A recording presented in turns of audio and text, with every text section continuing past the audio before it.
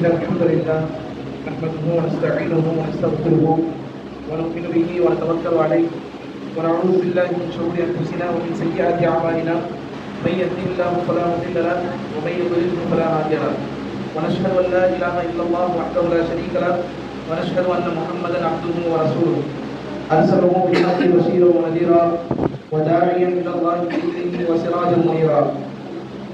وقال الله تعالى في القرآن العظيم والفرقان المجيد: يا أيها الناس اتقوا ربكم الذي خلقكم من نفس واحدة وخلق منها زوجها وبث منهما رجالا كثيرا ونساء واتقوا الله الذي تساءلون به والأرحام إن الله كان عليكم رقيبا. يا أيها الذين آمنوا اتقوا الله وقولوا قولا سديدا يصلح لكم أعمالكم ويغفر لكم ذنوبكم ومن يطع الله ورسوله فقد فاز فوزا عظيما. يا أيها الذين آمنوا اتقوا الله حق تقاته ولا تموتن إلا وأنتم مسلمون.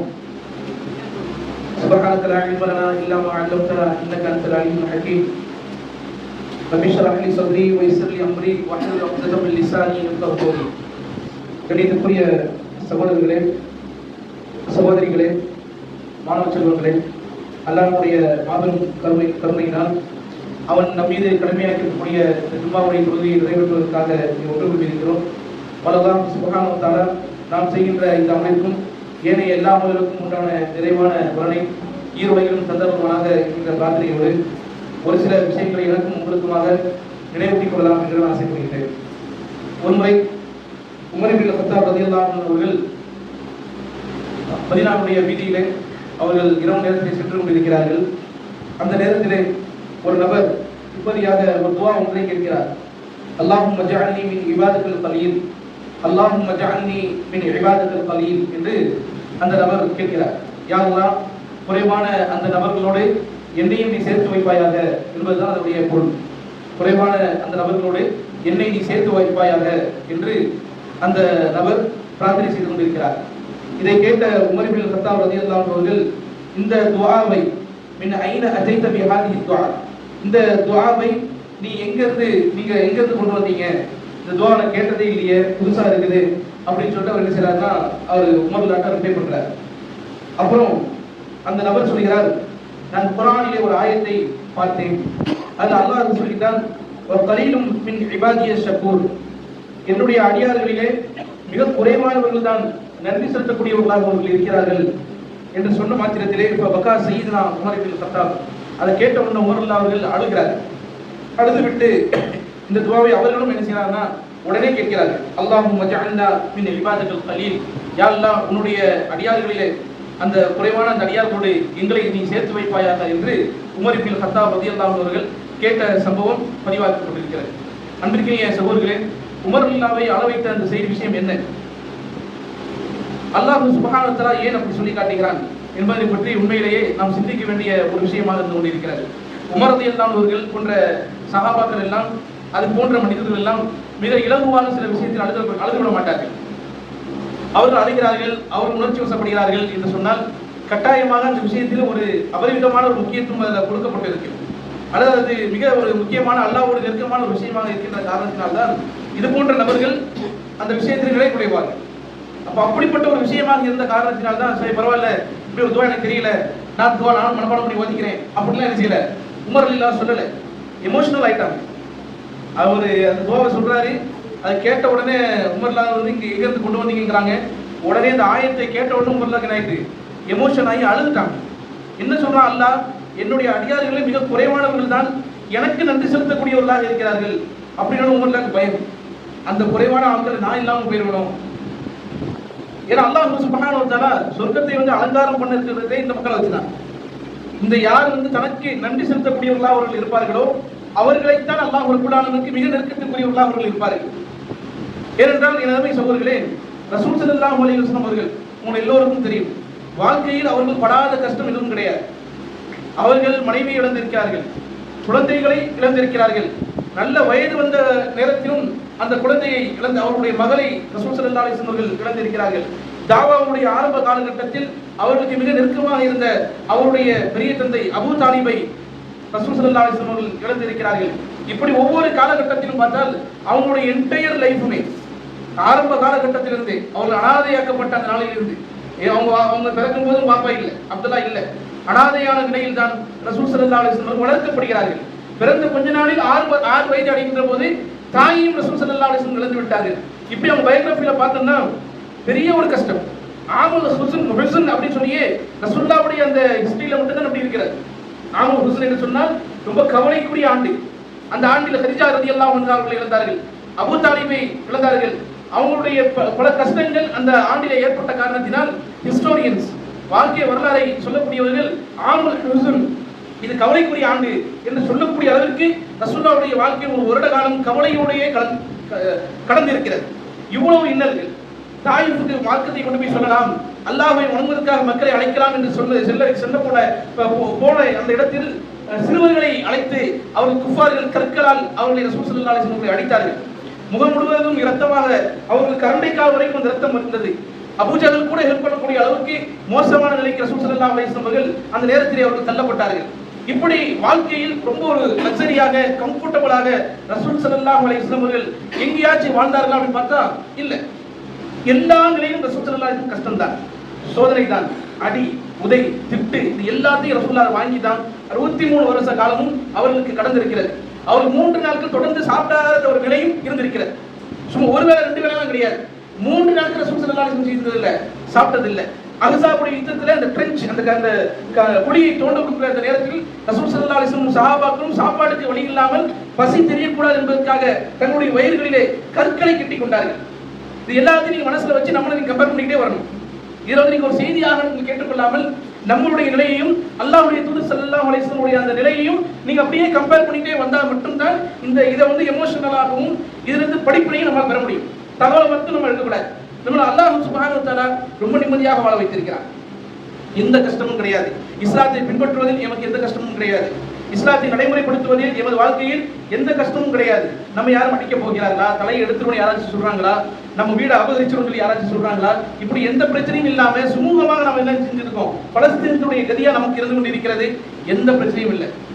ஆனால் அல்லாஹ்வுக்கு நாம் எப்படி நன்றி உடையவர்களாக இருந்து கொண்டு இருக்கிறோம் என்பதுதான் இந்த குத்பாவினுடைய சாராம்சம். அல்லாஹ்வுடைய தூதர் ஸல்லல்லாஹு அலைஹி வஸல்லம் அவர்கள் ஒரு முறை தஹஜ்ஜுடைய நேரத்தில் கால்களுக்கு நின்று என்ன செய்கிறார்கள், தொழுகின்றார்கள். தொழுது முடிச்சோன ஆயிஷா ரலியல்லாஹு அன்ஹா அவர்கள் கேட்கிறார்கள், யா ரசூலல்லாஹ், அல்லாஹ் தான் உங்களுடைய முன்பாவங்கள் பின்பாவங்கள் எல்லாம் மன்னித்து விட்டானே. இன்னா ஃபதஹ்னா லக ஃபத்ஹன் முபீனா லியக்ஃபிர லக்கல்லாஹு மா தகத்தம மின் தம்பிக வ மா தஅக்கர். அல்லாஹ் உங்களுக்கு தெளிவான வெற்றி அல்லாஹ் உங்களுக்கு வழங்கி இருக்கிறான் என்று அல்லாஹ்வே தன்னுடைய குர்ஆனில் அல்லாஹ் சொல்றான், சான்று பகருகிறான். நபியே, உங்களுடைய முன்னாள் பாவங்கள் பின்னால் செய்ய இருக்கக்கூடிய பாவங்கள் இந்த ரசூலுல்லாஹ் செஞ்சது கிடையாது, ஆனா அல்லாஹ் உத்தரவாதத்தை கொடுக்கிறான். அந்த பாவத்தை எல்லாம் நாம் என்ன செய்து விட்டோம், மன்னித்து விட்டோம். இப்படி உத்தரவாதம் கொடுக்கப்பட்டதற்கு பின்பாகவும் யா ரசூலுல்லாஹ், நீங்கள் ஏன் கால்களுக்கு நின்று நீங்கள் தொழ வேண்டும் என்று ஆயிஷா ரலியல்லாஹு அன்ஹா அவர்கள் கேள்வி கேட்கிறார்கள். அப்போது ரசூல் ஸல்லல்லாஹு அலைஹி வஸல்லம் சொன்னார்கள், அஃபலா அகூன அபதன் ஷக்கூரா, நான் அல்லாஹ்விற்கு நன்றி உள்ள அடியானாக நான் இருக்க வேண்டாமா என்கின்ற கேள்வியை மிக இந்த உம்மத்திற்கும் சேர்த்து தான் ரசூல் ஸல்லல்லாஹு அலைஹி வஸல்லம் நினைவூட்டிட்டு இருக்கிறார்கள். நாம் அல்லாஹ் வழங்கியிருக்கக்கூடிய இந்த அருள் கொடைகளுக்கு, அல்லாஹ் வழங்கியிருக்கக்கூடிய இந்த நிம்மதியான இந்த வாழ்க்கைக்கு, சுமூகமாக இருக்கக்கூடிய இந்த நிலைக்கு நாம் எத்தனை நபர்கள் அதற்காக நாம் சுக்ர் செய்து கொண்டிருக்கிறோம், நன்றி செலுத்திக் கொண்டிருக்கிறோம் என்பதை இந்த இடத்தை விட்டு நகர்வதற்கு முன்பாக நாம் என்ன செய்து கொஞ்சம் லைட்டா ஒரு கம்பாரிசன் பண்ணி பார்க்கணும். அப்ப அல்லாஹ்வுடைய தூதர் ஸல்லல்லாஹு அலைஹி வஸல்லம் அவர்கள் சொர்க்கத்தினுடைய தலைவராக இருக்கிறார், சொர்க்கத்திற்கு முதல் நபராக செல்ல இருக்கிறார் என்று சொன்னால், உலகத்திலே அவர்கள் வாழ்கின்ற அந்த 63 வருட காலங்கள் எல்லா விதமான மனநெருக்கடியும், உடல் ரீதியான பிரச்சனைகளையும், உடலில் உபாதைகளையும் எல்லாவற்றையும் சுமந்தவர்களாகத்தான் ரசூல் ஸல்லல்லாஹு அலைஹி வஸல்லம் இந்த உலகத்தை விட்டு பிரிந்திருக்கிறார்கள். அவங்க ஒரு கம்ஃபர்டபுளான ஒரு ஜோன் சொல்வாங்க, கம்ஃபர்டபுள் ஜோன், அந்த நிலைக்கு வந்தா நம்ம லைஃப் செட்டில்ட் அப்படின்ட்டு. அந்த மாதிரி ஒரு மூமி என்ன செய்ய முடியாது, நினைக்கவே முடியாது. ஒரு மூமியுடைய வாழ்க்கையை பொறுத்தவரையில அத்துன்யா சிஜ்னுல் முஃமின் வ ஜன்னத்துல் காஃபிர் ரசூலுல்லாஹ் டெஃபினிஷன் கொடுத்துட்டு போயிட்டாங்க. ஒரு மூமியுடைய வாழ்க்கையை பொறுத்தவரையில இந்த உலக வாழ்க்கை என்பது அவனுக்கு சிஜ்னாகத்தான் இருக்கும், சிறைச்சாலை போன்று தான் இருக்கும். ஏனென்றால் கொடுக்கப்படக்கூடிய ரூல்ஸ் ரெகுலேஷன்ஸ் அப்படி. இஸ்லாத்தை நாம் பின்பற்றுகின்ற போது, நேர்மையாக நடக்க வேண்டும் என்று நாம் நினைக்கின்ற போது, சாதாரணமாக கம்ஃபர்டபுளாக நாம் நினைக்க முடியாது, சர்வசாதாரணமாக நடைமுறைப்படுத்திவிட முடியாது. அதனால தான் ரசூல் ஸல்லல்லாஹு அலைஹி வஸல்லம் சொன்னார்கள், இந்த உலகத்திலே வாழ்கின்ற போது மூமினுடைய வாழ்க்கை என்பது அவனுக்கு சிறைச்சாலை வாழ்க்கையாக இருக்கும். யாருக்கு சுகபோகமாக இருக்கும், யார் கம்ஃபர்டபுள் ஜோன்ல இருப்பான்னா காஃபிர் தான் இருப்பான். இப்போ ஜன்னத்துல் காஃபிர். அப்போ நம்ம நினைச்சு பார்க்கணும், இந்த இடத்தில் நாம் கம்ஃபர்டபுளா இருக்கிறோமா, சிஜ்னுடைய வாழ்க்கையை நாம் வாழ்ந்து கொண்டு இருக்கிறோமா? நம்ம மேக்ஸிமம் நம்ம எல்லாமே இப்படி தான் இருக்கிறோம், ஒரு கம்ஃபர்டபுளான ஜோன்ல தான் நம்ம இருக்கிறோம். நான் நிம்மதியா இருக்கிறேன், எனக்கு பேங்க் பேலன்ஸ் இருக்கிறது, எனக்கு குடும்பம் இருக்கிறது, எனக்கு தொழுகையை நடைமுறைப்படுத்துவது எந்த சிக்கலும் கிடையாது. மார்க்கத்தை அறிந்து கொள்வதற்காக அவ்வளவு விஷயங்கள் ரிசோர்சஸ் இன்னைக்கு நிறைய இருக்கிறது. எல்லாவற்றையும் கையில் வைத்துக் கொண்டு நான் அல்லாஹ்விற்கு என்ன நன்றி செலுத்திக் கொண்டிருக்கிறேன், எந்த அளவு உணர்வுபூர்வமாக நாம் நன்றி செலுத்துகிறோம் என்பதுதான் நாம் யோசித்து பார்ப்பதற்கு கடமைப்பட்டிருக்கிறோம் சகோதரர்களே. அல்லாஹ் சுப்ஹானஹு வ தஆலா திருமறை குர்ஆன்ல பல்வேறு இடங்களில் அல்லாஹ் சொல்லி காட்டுகிறான். வலாக்கின்ன அக்ஸரன் நாஸி லா யஷ்குர். மக்கள்ல பெரும்பான்மையான மக்கள் நன்றி செலுத்தாதவர்களாக இருந்து கொண்டிருக்கிறார்கள். அப்ப நன்றி செலுத்தினா என்ன கிடைக்கும்? அல்லாஹ் சேர்த்து அல்லாஹ் சொல்லி காட்டுகிறான். வ இன் தஅது நிஅமத்தல்லாஹி லா துஹ்ஸூஹா. நீங்கள் அல்லாஹ்வுடைய நியமத்தை நீங்கள் எண்ணி பார்ப்பீர்கள் என்று சொன்னால் நீங்கள் எண்ணி பார்க்கவே முடியாது. அவ்வளவு நியமத்தை நான் நினைச்சிருக்கிறேன், நான் உங்களுக்கு வழங்கியிருக்கிறேன். இந்த நியமத்துகளுக்கு நீங்கள் சுக்ர் செய்வீர்களே ஆனால் ல அஸீதன்னகும், நான் அதை அதிகப்படுத்துவேன். உங்களுக்கு வழங்கியிருக்கக்கூடிய குழந்தை செல்வத்திற்கு, உங்களுக்கு வழங்கியிருக்கக்கூடிய ஆரோக்கியத்திற்கு, உங்களுக்கு வழங்கியிருக்கக்கூடிய அந்த நேரத்திற்கு, இப்படி ஒவ்வொன்றையும் நாம் பட்டியலிட்டு பார்த்து இவற்றை எல்லாம் நீங்கள் நினைத்து பாருங்கள். இதற்கெல்லாம் நினைத்து அல்லாஹ்வுக்கு நாம் சுக்ர் செய்வோமேயானால் அல்லாஹ் அதில் என்ன செய்வானாம்?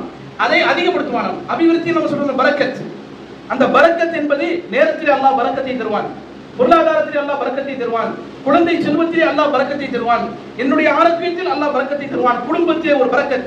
இப்படி நாம் ஒரு விஷயத்திற்கு நன்றி செலுத்துவோமேயானால் அதில் அல்லாஹ் என்ன செய்வான்? நமக்கு பரக்கத்தை தருவான். நன்றி செலுத்தாத போதுதான் அந்த விஷயம் நம்மை கைவிட்டு என்ன செய்யும்? அது போகும். நன்றி செலுத்தாத போதுதான் அந்த விஷயம் பொலியூட் ஆகும், மாசுபட்டு விடும். நன்றி செலுத்தாத போதுதான் அந்த விஷயம் நம்மை விட்டு குறைந்து கொண்டே சென்று கொண்டிருக்கும் என்பதுதான் உலகத்தினுடைய நியதி சகோதரர்களே. கிராட்டிடியூட் என்று ஆங்கிலத்தில் இதை சொல்வார்கள். கிராட்டிடியூட், நன்றியோடு இருப்பது. இது சம்பந்தமாக மாத்திரமே ரிசர்ச் இருக்குது. அதாவது சோசியல் பிஹேவியர்ஸ் என்று சொல்வார்கள், சமூக ரீதியான குணங்கள். நன்றியாக இருப்பது, ஒருத்தர் மதிக்கிறது, இரக்கம் கொள்வது, கோபம், இப்படி என்னென்னலாம் எமோஷன்ஸ்லாம் இருக்குதோ ஒவ்வொன்றையும் பற்றியுமே ரிசர்ச் பண்ணியிருக்காங்க. இந்த ரிசர்ச்ல உள்ள பிளஸ் என்ன, இதுல உள்ள மைனஸ் என்ன, அதான் ரிசர்ச்சோட இது. ரிசர்ச் பண்ணி என்ன சொல்லுவாங்கன்னா இதுல பிளஸ் பாயிண்ட் என்னெல்லாம் இருக்குது, இதுல மைனஸ் பாயிண்ட் இதெல்லாம் இருக்குது அப்படிங்கிறதுல இந்த கிராட்டிடியூட பத்தி பண்ணும்போது எந்த மைனஸும் கிடையாது. அங்க முழுக்க என்னன்னா பிளஸ்ஸாவே இருந்துட்டு இருக்கு. யார் கிராட்டிடியூட் உடையவர்களா இருந்தது இந்தோனேஷியால அங்குள்ள அந்த யூனிவர்சிட்டியில கிராட்டிடியூட் சம்பந்தமாக மாத்திரமே இந்த கிராட்டிடியூட் பத்தி ஒருத்தர் ரிசர்ச் பண்ணியிருக்கிறார். இந்த ரிசர்ச் பண்ணதுல அவருக்கு கிடைச்ச ரிசல்ட் என்னன்னு பாத்தீங்கன்னா, யாருக்காச்சும் மன ரீதியான பிரச்சனை இருக்குதா, யாருக்காச்சும் வீட்டுல உடல் ரீதியான பிரச்சனை இருக்குதா, யாருக்காச்சும் ஏதாவது இருக்கு அப்படின்னா நீங்க என்ன செய்யுங்க, நீங்க உங்களுக்கு வழங்கப்பட்டிருக்கக்கூடிய அந்த விஷயங்களுக்காக ஒரு நிமிஷம் நீங்க நினைத்து அதுக்கு தேங்க்ஃபுல்லா நடந்து கொள்ளுங்கள், மன நிம்மதி கிடைக்கும். நீங்க தேங்க்ஃபுல்லா நடந்துக்கிட்டீங்கன்னா உங்களுக்கு பிசிக்கலா நீங்க ஃபிட்னஸா இல்லையா, உங்களுக்கு பிசிக்கல் ஃபிட்னஸ் கிடைக்கும். ரிசர்ச் பேப்பர் சொல்லுதுங்க. இது சும்மா நம்ம நன்றி அப்படி நீங்க நன்றியோட நீங்க அப்படி சொல்லல. நீங்க நன்றியோடு இருப்பதா அதுவும் நமக்கு தான் பெனிஃபிட். நமக்கு அல்லாஹ் நல்ல ட்ரெஸ் கொடுத்திருக்கான், நல்ல படிப்பு கொடுத்திருக்கான், நல்ல விஷயங்கள் எல்லாம் தந்திருக்கான், நல்ல கண்ணு கொடுத்திருக்கான், உடல் உறுப்பு கொடுத்திருக்கான்னா அல்ஹம்துலில்லாஹ் என்று நாம் மனப்பூர்வமாக அல்லாஹ்விற்கு நாம் ஷுக்ர் செய்வோமேயானால் அல்லாஹ் அந்த விஷயத்தில் நமக்கு மிகப்பெரிய அபிவிருத்தியை தருகிறான். இன்னும் அந்த ரிசர்ச் என்ன சொல்றாங்க அப்படின்னா, அன்புக்குரிய சகோதரர்களே சகோதரி, நீங்க ஆழமாக இதை புரிந்து வைக்க வேண்டும். எந்த அளவுக்கு இந்த நன்றி உடைமைக்கு பவர் இருக்கு பாருங்க. இன்னைக்கு உலகத்துல வாழ்கின்ற போது இன்னைக்கு கண்டாமினேட்டடான ஃபுட்டை தான் நம்ம நினைக்கிறோம், சாப்பிடுறோம். அடல்ட்ரேஷன் என்பது, இன்னைக்கு கலப்படம் என்பது சர்வ சாதாரணமாக நீங்க என்ன செய்யுது, எதை தொட்டாலும் அடல்ட்ரேஷன், எல்லாத்தையும் கலப்படம். ஆர்கானிக் ஃபுட்னு சொன்னாலும் அதை என்ன செய்யறது இல்லை, ஆர்கானிக்கா நமக்கு கிடைக்கிறது இல்லை. இப்படி எல்லாத்திலையும் நமக்கு விஷம் தோய்ந்த உணவுகள் தான் நம்மை அறியாமல் நம்ம செஞ்சு கொண்டு இருக்கிறோம்.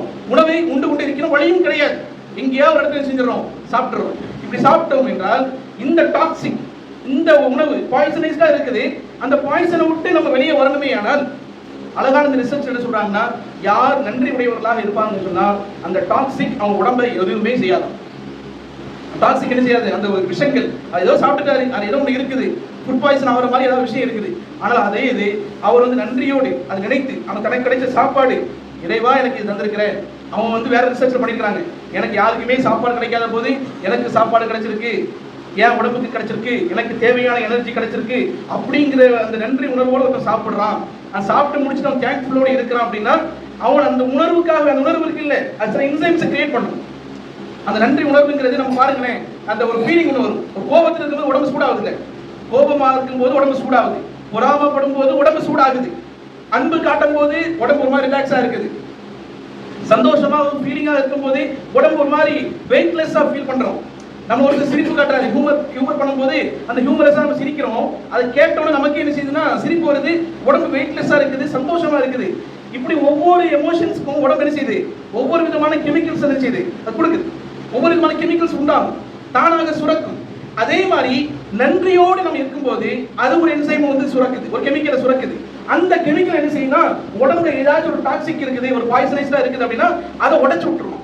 அது எதுவுமே செய்யாதான், நம்மளை தாக்காதான். இதையெல்லாம் கருத்தில் கொண்டுதான் அல்லாஹ்வுடைய தூதர் ஸல்லல்லாஹு அலைஹி வஸல்லம் அவர்கள் எல்லா துஆக்களையும் நமக்கு என்ன செஞ்சிருக்காங்க, கற்று தந்திருக்கிறார் என்பதுதான் ஒரு முத்தாய்ப்பான ஒரு விஷயம். ரசூல் ஸல்லல்லாஹு அலைஹி வஸல்லம் அந்த துஆ இந்த துஆ நம்ம என்ன படிக்கிறோமே, ஒவ்வொரு துஆவும் என்னதுதான் இதனோடு தொடர்புடையவை. சாப்பிடும்போது பிஸ்மில்லாஹ் என்று சொல்லுங்கள். சாப்பிட்டு முடித்ததற்கு அல்ஹம்துலில்லாஹ் இல்லதி அத்அமனா வ ஸகானா வ ஜஅலனா மினல் முஸ்லிமீன். சுப்ஹானல்லாஹ், எவ்வளவு சொல்லி கொடுக்குறாங்க பாருங்க ரசூலுல்லாஹ். சாப்பிடும்போது ரப்புடைய பெயரை சொல்லி பிஸ்மில்லாஹ் என்று சாப்பிடுங்கள், குடியுங்கள். அதே நீங்க குடிக்கும் போது அதை தந்தவனுக்கு நீங்க என்ன செய்யுங்க, நன்றி செலுத்துங்கள், அல்ஹம்துலில்லாஹ் என்று சொல்லுங்கள். என்னை முஸ்லீம் ஆக்கியதற்கு நன்றி செலுத்துங்கள். அப்போதுதான் அதிலே பரக்கத். பரக்கத் என்று சொன்னால் கொஞ்சம் சோறு நிறைய சோறு ஆகிறது இல்லை, அந்த கறி நிறைய கறி ஆகிறது இல்லை, கொஞ்சமா சாப்பிட்டாலும் அதிலே ஆரோக்கியம், அதுல பரக்கத், அதுல வயிறு நமக்கு ஃபுல்ஃபில் ஆகிறது, சாட்டிஸ்ஃபேக்ஷன், மன நிம்மதி, மன திருப்தி, இவை அனைத்தும் அதில் தான் இருக்கிறது. எப்போது நாம் நன்றி உடையோடு நம்ம அதை பார்க்கும்போது. இப்ப நன்றி உடைமைக்கு நன்றியாக இருப்பது என்பது இந்த உலகத்திலே மனிதர்களுக்கு சாதாரணமாக எதிர்பார்க்கக்கூடிய விஷயமா இருந்து கொண்டிருக்கிறது. நீங்க ஒரு நிறுவனம் இருக்குன்னா அந்த நிறுவனத்துல ஒரு சிஇஓ டைரக்டர் இருக்காரு, அவருக்கு யாரை பிடிக்கும்னா யார் தனக்கு நன்றி உடையவனா இருப்பானோ அவனைத்தான் அவருக்கு என்ன செய்யும், முதல்ல பிடிக்கும். அது வாட்ச்மேனா கூட இருக்கலாம், அந்த நிறுவனத்திலே வாட்ச்மேன் தான் நன்றி உடையவரா இருக்காங்க, டைரக்டருக்கு அவரை தான் பிடிக்கும் முதல்ல. யார் நன்றி பெரிய மேனேஜரா இருக்கிறாரு ஆனா தேங்க்ஃபுல்லா இல்லைன்னா அந்த டைரக்டருக்கு அவருக்கு பிடிக்காது. அப்ப அல்லாஹ் ரப்பல் ஆலமீன் ஒட்டுமொத்த உலகத்திலும் அல்லாஹ்க்கு யாரு முதல்ல பிடிக்கும் அப்படின்னா யார் வந்து தான் கொடுத்த விஷயத்திற்காக அல்லாஹ்க்கு சுக்ர் செய்றாங்களோ அவங்கள தான் பிடிக்கும். நீங்க சாதாரண நினைச்சு பாருங்க, ஸ்கூல்ல நம்ம பென்சில் இல்லாத போது பக்கத்துல ஒருத்தர் கடன் கொடுத்துருப்பாரு, அல்லது எரேசர் இருக்காது, அல்லது ஷார்ப்னர் இருக்காது, அது நமக்கு கொடுத்துருப்பான்.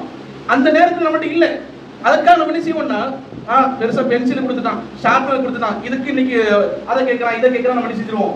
அவனை போல அந்த நன்றி உடையமே இல்லாம நம்ம நினைச்சிருவோம், தேங்க்ஃபுல்லே நம்ம நடந்துக்குவோம்.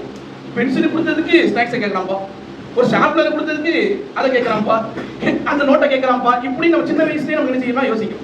இந்த ஹெல்ப் பண்ணதுக்கு இங்க வந்துட்டான் ஐயா, அந்த ஹெல்ப் கேட்கறான் ஐயா, காரை கேட்கறான் ஐயா, பைக்கை கேட்கறான் ஐயா, அப்படின்னு நம்ம என்ன செய்வோம்னா நம்ம உள்ளத்துல நம்ம செய்யறோம்னா அவன் தந்த நேரத்துல அது எவ்வளவு பெரிய ஹெல்ப். அது அந்த ஒரு நன்றி உணர்வே இல்லாம நடந்து கொள்வோம் பாத்தீங்களா, அந்த நேரத்துல நம்ம நோய் வந்து என்ன செய்யுது, நம்மளை தாக்கும். அல்லாஹ் சுப்ஹானஹு வ தஆலா சிஸ்டம் அப்படிதான் வச்சிருக்காங்க. உலக சிஸ்டத்துல இந்த நன்றி உடையதற்கு நன்றியா நம்ம நடந்து கொள்வதற்கு இவ்வளவு விஷயம் இருக்குது. நன்றி இல்லாம போயிட்டோம்னா அல்லாஹ் அடுத்தடுத்து நமக்கு என்ன செய்வோம், சோதனை கொண்டு தந்துருவோம். சோதனை வரும், பனிஷ்மெண்டா இருக்கும், அது நமக்கு என்னன்னே புரிஞ்சு கொள்ள முடியாது. ஏன் இது நடக்குது அப்படின்னா மனிதர்களிடத்தில் நன்றி இல்லையா, நன்றி உடையவர்களாக இருக்கவே மாட்டோம். ரசூல் ஸல்லல்லாஹு அலைஹி வஸல்லம் சொன்னார்கள், மனிதர்களுக்கு ஒரு மனுஷன் வந்து நன்றியாக இல்லை என்று சொன்னால் அல்லாஹ்விடத்தில் எப்படி நன்றியாக இருப்பான், அல்லாஹ்விடத்தில் எப்படி நன்றியாக இருக்க முடியும்? தாய் ரசூல் ஸல்லல்லாஹு அல்லாஹ் தன்னுடைய திருமறை குர்ஆனில் சொல்லி காட்டுகிறான், நீங்கள் அல்லாஹ்விடத்திலும் உங்களுக்கு தாய் தந்தையர்களிடத்திலும் நீங்கள் நன்றி உடையவர்களாக இருந்து கொள்ளுங்கள். நாம் எப்படி நம்ம நன்றி உடையவராக இருக்கிறோம், தாய் தந்தையரிடத்தில் எந்த அளவுக்கு நன்றியாக இருந்து கொண்டிருக்கிறோம்?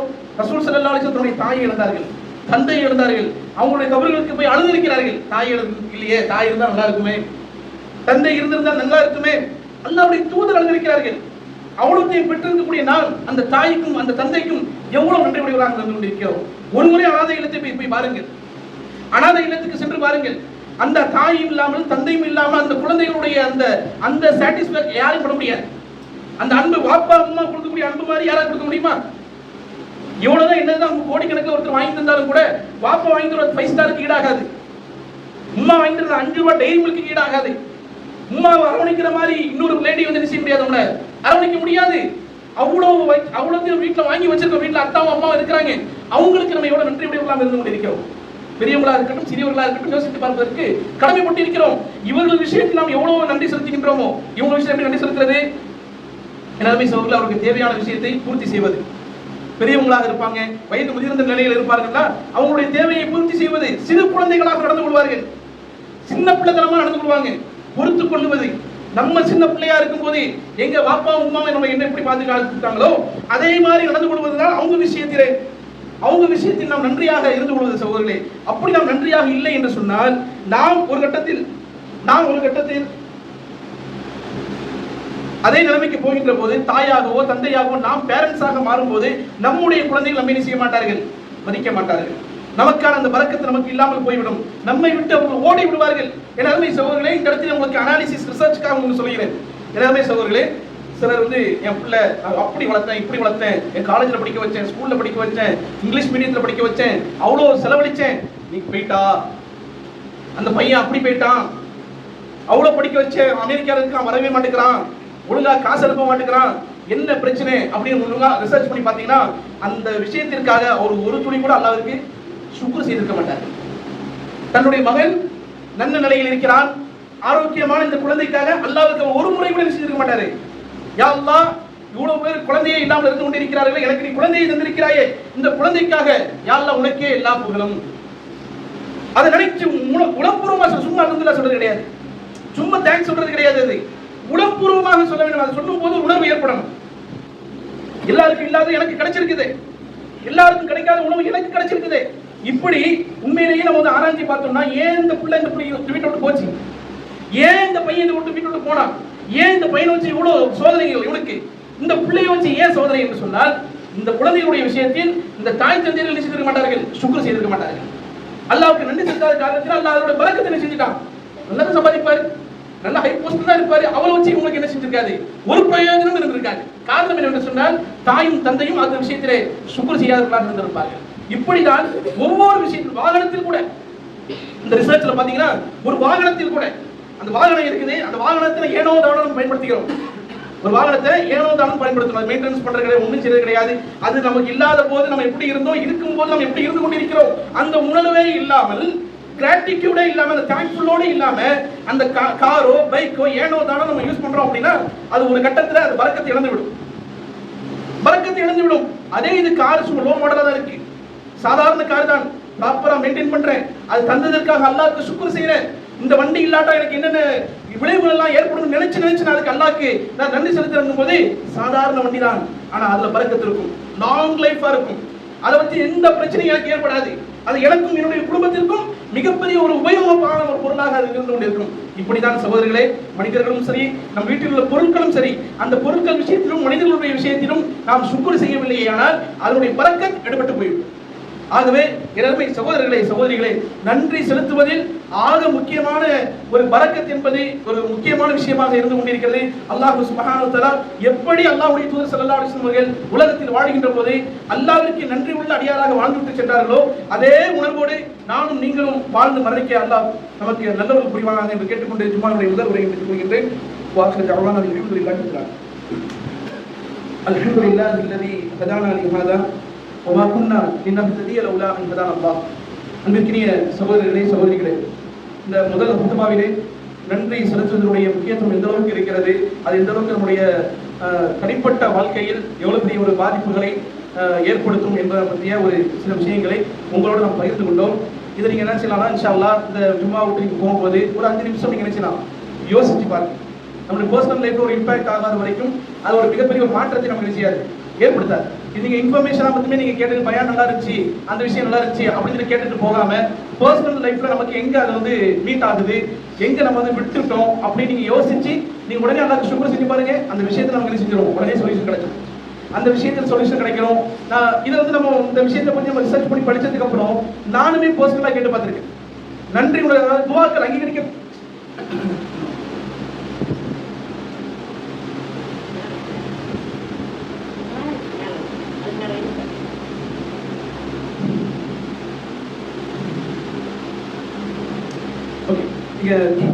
நன்றி உடையவராக இருக்கும்போது தான் அந்த விஷயத்துல பரக்கத்து கிடைக்குங்கிறத பற்றி நம்ம பார்த்தோம். அதனால நீங்க இங்க இருந்து போகும்போது இந்த விஷயத்தை நீங்க மனசுல நீங்க வச்சுக்கணும். நம்ம எந்த காரியத்தில் நம்ம ஈடுபட போறோமோ அந்த விஷயத்திலே நமக்கு நன்றி செலுத்தி இருக்கிறோமா இல்லையா. நீங்க ஸ்கூல் ஸ்டூடெண்ட்ஸ், காலேஜ் ஸ்டூடெண்ட்ஸ் இருக்கனால ஈவன் நீங்க வச்சிருக்கக்கூடிய ஸ்கூல் பேக், 3 லஞ்ச் பேக், அதோட ஸ்டேஷனரிஸ், அதோட புக்ஸ், பென்சில், எரேசர், இதற்காக நீங்க சுக்ர் செஞ்சு பாருங்களேன், அது தனிவிதமான பரக்கத்து இருக்கும். அதே மாதிரி பெரியவங்க, உங்களுடைய வாகனத்தில் உங்களுடைய மனைவி, உங்களுடைய குழந்தைகள், உங்களுடைய கணவர், இப்படி இவங்க விஷயத்தை நினைக்கணும். இவங்க விஷயத்தை நினைச்சு ஒரே நெகட்டிவ்ஸ் மட்டும் நினைக்க கூடாது. அவர் என்ன திட்டினாரு, இவன் என்ன திட்டினான், இவன் இப்படி பேசினா, இந்த நெகட்டிவ்ஸ் நினைச்சீங்கன்னா நன்றி செலுத்தவே செய்யாது, தோணவே தோணாது. நிறைய அதை விட பாசிட்டிவ்ஸ் நிறையவே இருக்கும். உண்மையாக நெகட்டிவ்ஸ் 15 நாள் தான் இருக்கும், பாசிட்டிவ்ஸ் பார்த்தீங்கன்னா பரக்கத்தான் இருக்கும். அது ஷைத்தான் நினைக்க விட மாட்டான். அது நம்ம என்ன செய்யணும், கேட்டுக்கோம்ல நினைக்கணும். அதை என்ன சொல்றாங்கன்னா இந்த கிராட்டிடியூட பற்றி சொல்லும்போது நீங்கள் நோட் எடுத்து எழுதணும். உங்களுக்கு படிக்க எழுத தெரியும் அப்படின்னா நோட் எடுத்து என்ன செய்யணும். உதாரணமாட்டு மனைவி விஷயத்துக்கு நம்ம வந்து நன்றி செலுத்த விரும்புறோம்னா அந்த மனைவி பேரை எழுதி அந்த மனைவியை பத்தி அவ எனக்கு எப்படிலாம் ஹெல்ப்ஃபுல்லா இருக்கிறா, எப்படியெல்லாம் எனக்கு ஹெல்ப்ஃபுல்லா இருக்கிறா, அதுக்கு நான் என்ன நன்றி செலுத்தினேன் அப்படின்னு நீங்க எழுதிட்டு நீ சொல்லும் போது அந்த மனைவி இருந்து ஒரு குட் இம்பாக்ட், ஒரு பாசிட்டிவான எனர்ஜி செய்யும் உங்களை நோக்கி வரும். இதே மாதிரி கணவர் விஷயத்தில், குழந்தை விஷயத்தில், ஒரு குழந்தை பேர் உமரும் பேர் எழுதிட்டு இந்த உமரை வச்சு நான் என்னென்ன சந்தோஷமா அடைஞ்சிருக்கிறேன், சும்மா ஒரு 5, 6 அப்படி 10 எழுதி பாருங்க. அது ஒரு விதமான ஒரு மன நிம்மதியை கொடுக்கும். அப்படி கொடுத்துட்டு அந்த எழுதி முடிச்சதுக்கு அப்புறம் அல்லாஹ்வுக்கு சுக்ர் செய்யறது. யா அல்லாஹ் இதை தந்ததுக்கு உனக்கே எல்லாம் போகும். வியாபாரமா, பிசினஸா, அல்லது ஒர்க்கா, ஆபீஸ் ஒர்க்கா, ஏதா இருக்கட்டும், இப்படி ஒவ்வொன்றையும் எழுதி பார்த்துட்டு நீங்க அல்லாஹ்வை நினைச்சு நீங்க சுக்ர் செஞ்சு பாருங்க. அந்த விஷயத்தை அல்லாஹ் செஞ்சிருவான், மிக இலவாக ஆக்கி விடுவான். கடைசியாக ஒரே ஒரு விஷயம் சகோதரர்களே, நம்முடைய துவாக்கள் அங்கீகரிக்கப்படாததற்கு காரணத்துல முக்கியமான காரணம் நன்றி இல்லாமல் இருப்பது. நன்றி கட்ட பாருங்க, நன்றியே இல்லாமல் இருக்கிறேன். நான் ஒரு ப்ரொபோசல் பண்ணி என்னுடைய பாஸ்டர் பண்ணி வைக்கிறவங்க அவர் ஏற்றுக்கவே மாட்டாரு. நான் என்னதான் ஒர்க்கா நல்லா இருந்தாலும் சரி, என்கிட்ட ஒரு கொஞ்சம் கூட நன்றி இல்லைன்னு வைங்களேன், அந்த ஆள் இவங்க நன்றியோடு நடந்துக்கிறான், இவனுக்கு ஏன் நான் செய்யணும் அப்படின்னு அவர் நினைப்பார். அல்லாஹ் ரப்புல் ஆலமீன் அப்படி தான் நினைப்பார். அல்லாஹ் அவன் அதை விட ரோஷக்காரன், நான் இவ்வளோத்தையும் கொடுத்து வச்சிருக்கிறேன், என்ன நடப்போது என்கிட்ட கேட்கிறான் பாரு அப்படின்னு அதான் செய்வான். அல்லாஹ் அந்த விஷயத்தை நினைச்சு பார்ப்பான். ஆகையால் என் அருமை சகோதரர்களே, துவாவை கேட்கின்ற போது அவ்வளோத்தையும் அல்லாட்ட வச்சிருக்கும். யாரெல்லாம் நீ என்ன இப்படி கையை ஏந்தி கேட்க வச்சிருக்கீங்க, அதுக்கே யாரெல்லாம் உனக்கு எல்லாம் போகும். கையை தூக்க முடியாத நிலையை எத்தனை பேர் இருக்கிறாங்க, நின்று தொட முடியாத நிலையை எத்தனை பேர் இருக்கிறார்கள். அல்லாஹ் பாதுகாக்க வேண்டும். சேர்ல உட்கார்ந்து போறவங்க இல்ல, சஜிதா செய்யும் அவங்கள்ட்ட போய் கேட்டா தெரியும். சஜிதா செய்ய முடியாமல் சேரில் உட்கார்ந்து தொழக்கூடிய பெண்களோ ஆண்கள்ட்ட கேட்டு பாருங்க, அந்த வேலையும் நமக்கு அப்பதான் தெரியும். பள்ளிக்கு வர முடியாமல் படுத்த படுக்கை இருக்கிறவங்க போய் கேட்டு பாருங்க, பள்ளிக்கு வரவருடைய இன்பத்தை அவர்கள் சொல்வார்கள். இதே மாதிரி கண் இல்லாதவங்க, கை இல்லாதவங்க, கால் இல்லாதவங்க, ஏதோ கேன்சர்ல ஆரோக்கியமற்ற நிலையிலே பாதிப்படைந்திருக்கக்கூடிய மனிதர்களை பாருங்க. நம்மள்கிட்ட எவ்வளவு பெரிய கோடி கொடுத்தாலும் கண்ணு கொடுப்போமா? 5 கோடி தர்றேன் 2 கண்ணை தாண்டவா யாரும் கொடுப்போமா? 5 கோடி அப்படின்ட்டு யாரும் கொடுக்க மாட்டோம். கிட்னியை தாண்டலாம் கேட்டா கொடுப்போமா? யாரும் கொடுக்க மாட்டோமா? ஹார்ட் நல்லா இருக்குது, இந்த 10 கோடி வச்சுக்கோங்க, ஹார்ட்டை தாண்டி கொடுப்போமா? யாரும் கொடுக்க மாட்டோம். போய் பாருங்க சகோதரர்களே, ஹாஸ்பிட்டல் போய் பாருங்க, அவ்வளவு நோயாளிகள், சுகர் பேஷண்ட், ஆன்சைட்டில நல்லா தான் நேற்று வரைக்கும் இருந்திருப்பாரு. இன்னைக்கு பாரு, இப்படி ஒரு வாரத்துக்கு முன்னாடி 2 பேஷண்ட் நான் பார்த்தேன். நெருக்கமான மனிதர்கள், ரொம்ப தெளிவாக பேசக்கூடியவர்கள், திடீர்னு பார்த்தா என்னெல்லாமோ பேசுறாங்க. என்ன மனக்குழப்பம், மனப்பிரச்சனை. என் அருமை சகோதரர்களே, காரணம் என்னமாக இருக்கும் அப்படின்னு பார்த்தீங்கன்னா, நோண்டி பார்க்கும்போது தெரியுது, கிராட்டிடியூட்ல நம்ம செஞ்சிருப்போம். நன்றி உடைமைங்கிற விஷயத்துல முழுநோக்காக இருந்திருப்போம். நீங்க சும்மாவே துவாக்களை சொல்லக்கூடாது. துவாவை சொல்லும் போது அதுல உணர்வு இருக்க வேண்டும். அந்த உணர்வு இல்லாதது என்னது, உயிர் இல்லாத மாதிரி. அந்த துவால வந்து பாடி மட்டும் இருக்கு, இந்த பாடியில சோல் இல்லாட்ட எப்படி இருக்குமோ, அந்த ஜடமாக இருக்குமோ, அதே மாதிரி தான் அந்த துவாவுடைய மெயின் இன்கிரீடியன்ஸை எது பார்த்தீங்கன்னா கிராட்டிடியூட் மாத்திரம் தான்.